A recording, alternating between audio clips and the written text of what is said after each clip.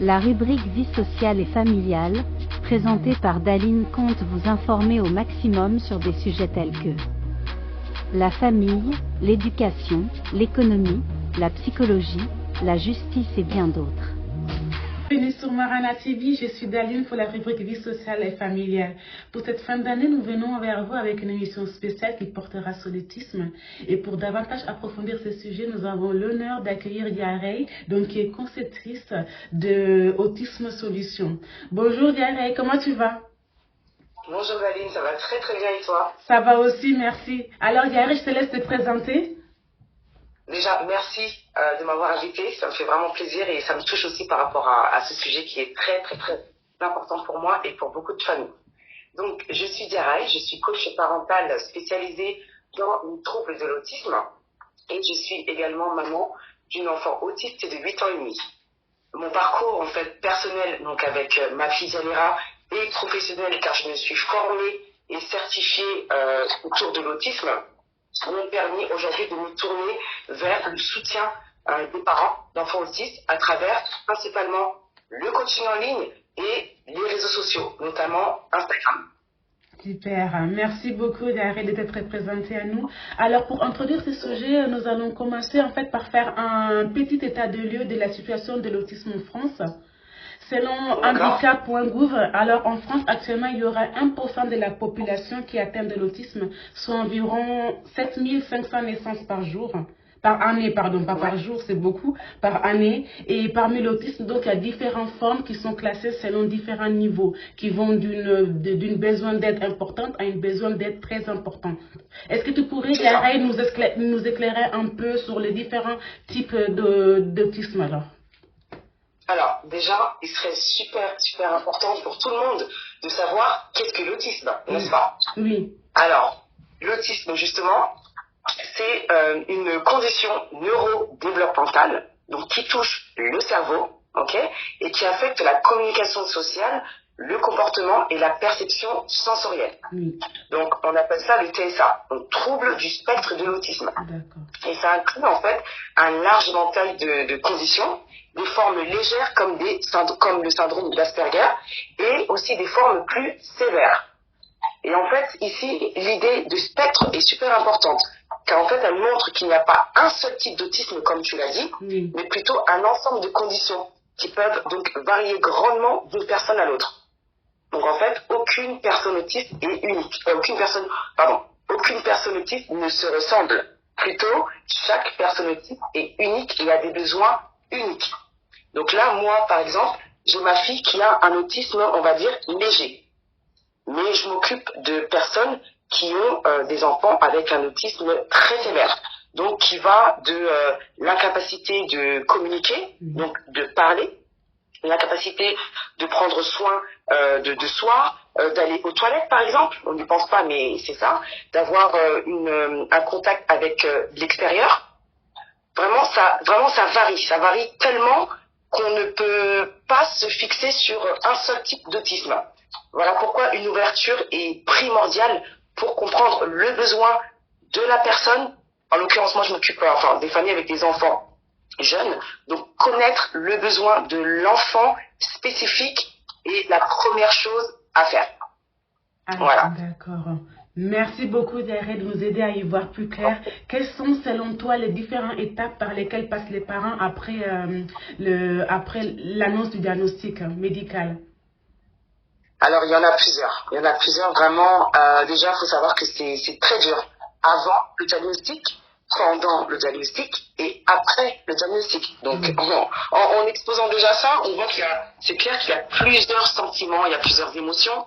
Donc, alors, à l'annonce du diagnostic, alors l'état dans lequel en général on se trouve, parce que je suis dedans, c'est le choc et le déni. D'accord? Donc, les parents peuvent être initialement sous le choc après cette nouvelle, parce qu'en fait, on a cette photo. Vous voyez, cette image parfaite de la famille. Oui, souvent cette photo qu'on a à la maison de toute la famille parfaite. Et là, justement, cette photo, elle se brise, elle se casse.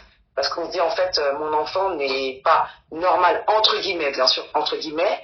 Donc, du coup, ça casse toute cette image parfaite qu'on avait de la famille.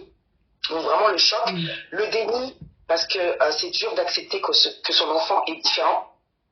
C'est dur d'accepter que son enfant ne sera jamais comme les autres. C'est dur d'accepter qu'il y a des choses qui vont être acquises chez d'autres personnes qui ne sont pas chez nos enfants. Donc du coup, il y a quand même ce déni de c'est pas moi, d'où ça vient, c'est qui a fait ça. Donc beaucoup de questions qui se posent. Ensuite, la colère, bien sûr, parce que on se dit mais qu'est-ce que j'ai fait en fait? Qu'est-ce que j'ai fait? Pourquoi moi? Pourquoi nous? Pourquoi mon enfant? La dépression, ça c'est malheureusement ça arrive souvent. Donc on est tellement en fait marqué par la tristesse et par ce sentiment d'impuissance que voilà, on peut des fois laisser tomber et s'engouffrer en fait dans un état dépressif. Et voilà, moi j'aime bien me fixer sur l'émotion ultime en fait qui arrive après tout ça, c'est l'acceptation, voilà, et la recherche de ressources. Donc finalement, on atteint après un certain temps, chacun prend son temps, d'accord? On respecte le temps de chacun, mais ensuite on atteint une phase d'acceptation où on va chercher les moyens pour soutenir notre enfant. Voilà. Exactement, oui. Et c'est une situation, bien sûr, qui n'est pas évidente. Il faut aussi rappeler que vraiment, au début, à l'annonce de ce diagnostic, vraiment, les souffrances des parents d'enfants atteints d'autisme est universelle, en fait. Il n'y a pas de frontières, que tout parent, de toute origine, tout pays confondu, voilà, ressent cette souffrance. Ouais, c'est vraiment une condition. Oui, tout à fait. C'est une condition qui touche vraiment tous les peuples. Toutes les origines, toutes les ethnies, c'est vraiment, on va dire, une condition qui va tous nous rassembler, finalement. Oui. Est-ce que vous pouvez nous dire, Diarra, quel type de solution ou d'aide on peut trouver sur votre page? Alors, déjà, sur ma page, il y a énormément de ressources que j'aime partager. Donc, il y a plein de ressources éducatives. Il y a des guides pratiques, des conseils de gestion comportementale, par exemple, des stratégies de développement social, des stratégies pour améliorer la communication. On a aussi des témoignages et des partages de réussite, c'est important, d'autres parents, avec des histoires, voilà, de familles touchées par l'autisme, et qui offrent en fait un soutien et une aspiration pour les autres familles. J'ai la chance aussi d'avoir une communauté assez interactive, donc il y a pas mal d'échanges quand même j'ai pas mal d'échanges entre les personnes qui me suivent, et j'offre aussi des groupes de parole.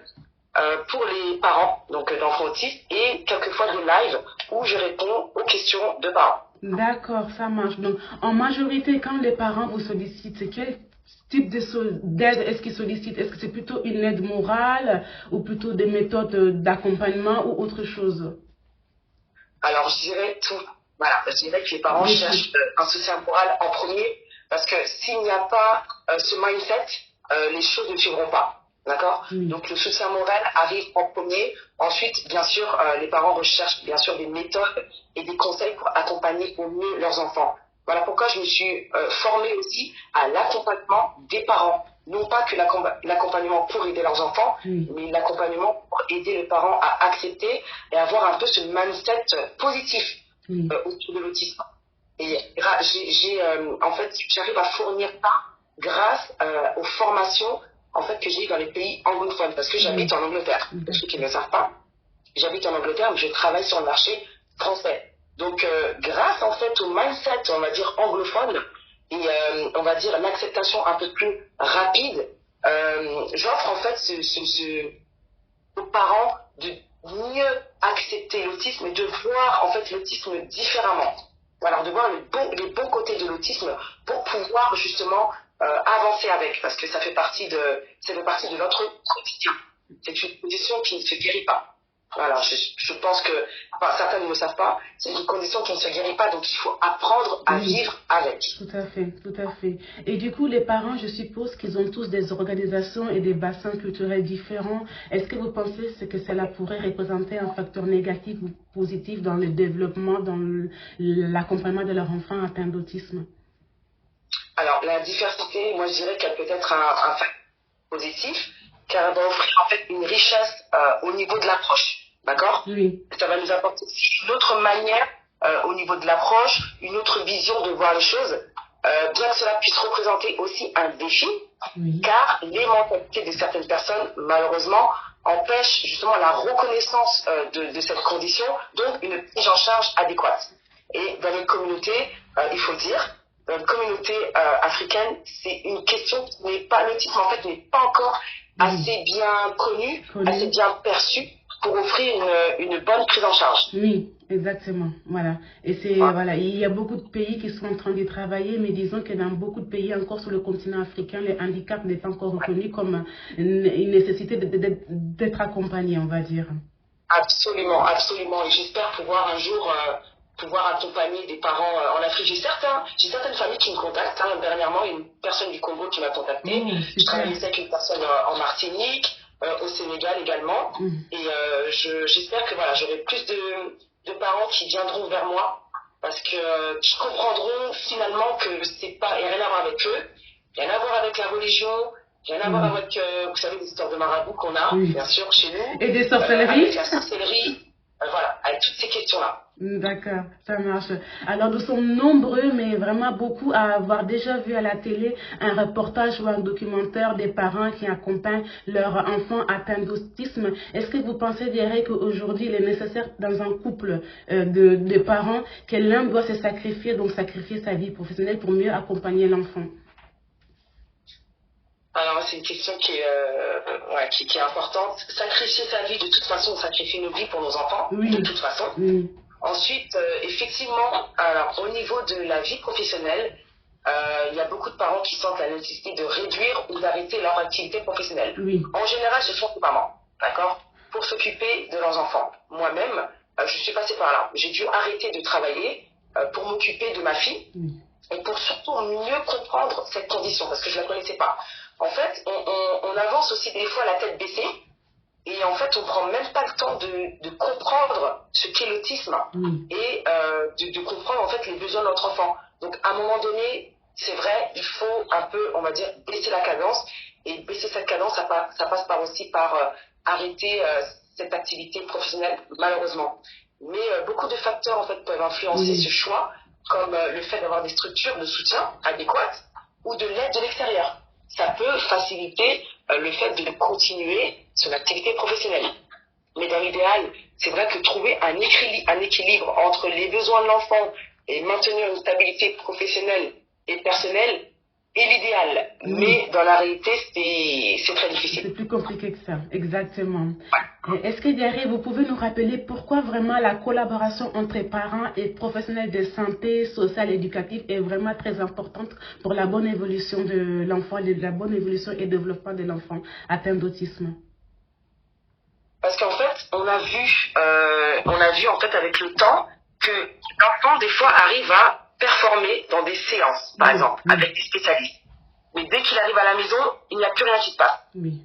Donc en fait, on s'est dit qu'il fallait vraiment avoir une collaboration étroite pour que, par exemple, l'enfant puisse faire ce qu'il fait en séance, puisse aussi le faire à la maison. D'accord? Et aussi, de savoir que l'enfant, vu qu'il a des besoins uniques, il a des caractéristiques uniques, il y avait vraiment ce besoin de faire le point avec les professionnels, faire le point avec les parents et vraiment leur donner les marches à suivre pour pouvoir avoir cette continuité à la maison. Oui, tout à fait, Donc voilà, ils peuvent créer ensemble, parce que moi je travaille vraiment en collaboration avec le parent, on crée ensemble des plans personnalisés à mettre en place à la maison. Donc en gros, à mettre en place dans toutes les sphères de la vie de l'enfant, que ce soit à la maison ou en dehors. Et c'est l'idéal d'avoir une continuité pour l'enfant. C'est vraiment l'idéal, sinon il se perd. Tout à fait, c'est vrai, c'est vraiment vrai. Sinon, il se perd et du coup, tout le travail qui est fourni à l'extérieur de la maison ne servira à rien si elle n'est pas continuée, s'il n'y a pas de continuité à la maison. Tout à fait, absolument. Et c'est très, très, très important aux parents. Et voilà pourquoi il faut donner en fait ce courage aux parents. Il faut les motiver et surtout leur donner les ressources, bien sûr, pour pouvoir appliquer ça à la maison. En parlant des professionnels, justement, on sait que la scolarisation des enfants atteints d'autisme est sujet de nombreux débats dans la sphère des médias, et de nombreux débats, et chaque année, il y a de nouvelles réformes et de nouvelles stratégies qui sont mises en place. Mais pourquoi aujourd'hui, en fait, scolariser un enfant atteint d'autisme est toujours considéré comme un parcours de combattant pour les parents?